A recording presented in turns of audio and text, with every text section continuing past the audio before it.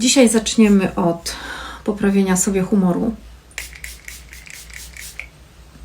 Mgiełka zawsze robi dobrą robotę. Można się od razu lepiej poczuć.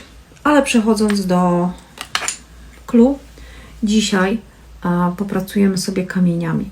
2 rękami, 2 kamieniami, rozcierając na przemian albo razem, rozcierając części jej twarzy. Pamiętajcie, że twarz nasza musi być symetrycznie rozpracowana. Jeżeli pracujemy na jednej części, to na drugiej też musimy popracować w tym samym tempie i powiedzmy z tymi samymi technikami. Zatem rozpoczynamy